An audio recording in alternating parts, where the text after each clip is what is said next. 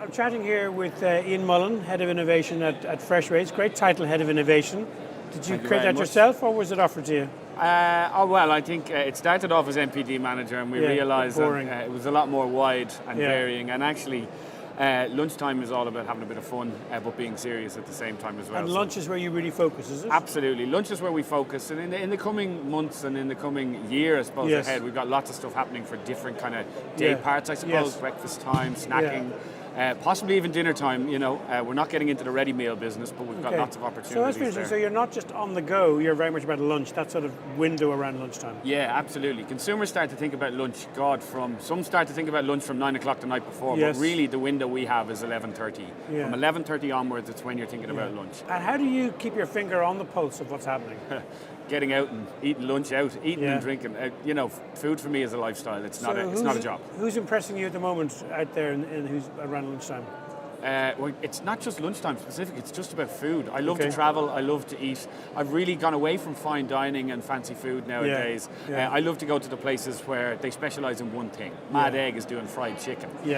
Pie Pizza is doing an amazing pizza. The ramen bar on South William Street does amazing ramen and amazing fried chicken, which are all kind of classic dishes. So does your role cover not only the product but also the brand and presentation? Yeah. So if you can, what I say to my customers is that if you can eat it or if you can look at it, it falls into. And do you start with product first or brand first? Always put the food first. The food has to stand up. So just because we've got a great way of marketing something doesn't mean we should try and make a product that fits that. Really, what we always try to do is create the best product we possibly can, rooted in consumer research. Essentially, the product customers want to buy, and then put the pack around it.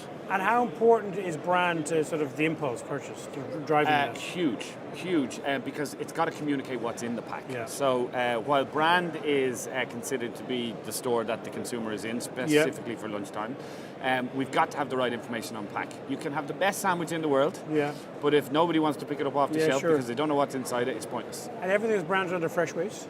Yes, we also do lots of private label as well for some retail customers. And do you ever think of developing sort of sub-brands around maybe sort of themes like Indian or cultural themes around food? we have. Freshways may not suit? We have, absolutely we have. Only this year we launched what would be considered our most successful launch to date. And it's our Vegways brand. It's a vegan and vegetarian sub-brand of Freshways, hence the Vegways name. And the whole idea behind that was to capitalise on an emerging marketplace here in Ireland, to create a product that really stood out, that communicated to customers what it was, but flavour was the biggest thing we had to communicate.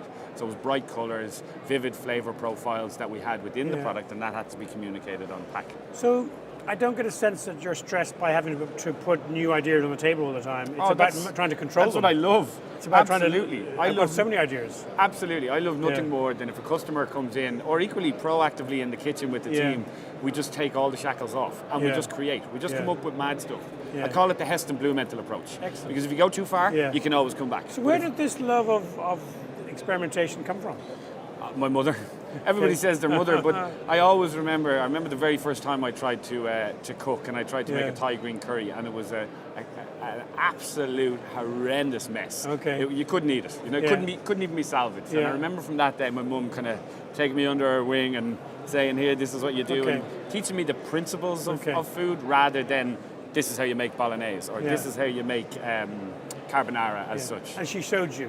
She showed me the principles, so the techniques. My sense is that when you're learning something new, you're not read a cookbook and follow it directly. It's give me an idea and go off and do it myself. Yes. Yeah, well, there's a little part of me that always likes to try a recipe and follow it the first time I make it. Have you got the discipline to follow it?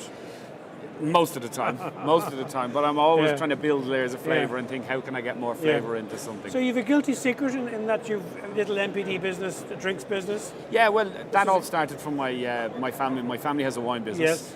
My brother became the sales director of that business, wineonline.ie. So what are you hoping to get from food and drink business today? Today, hugely about meeting new suppliers. So there's a good pipeline of new products, new innovations coming through. You're optimistic for the sector? Oh, absolutely. Our sector, the food to go sector, the food on the move sector is only in growth. It's in huge growth year on year. We've seen that our business has doubled in size in the last 6 years. It doesn't come without its challenges, but equally every challenge is something to try and overcome, and you learn from it and better yourself.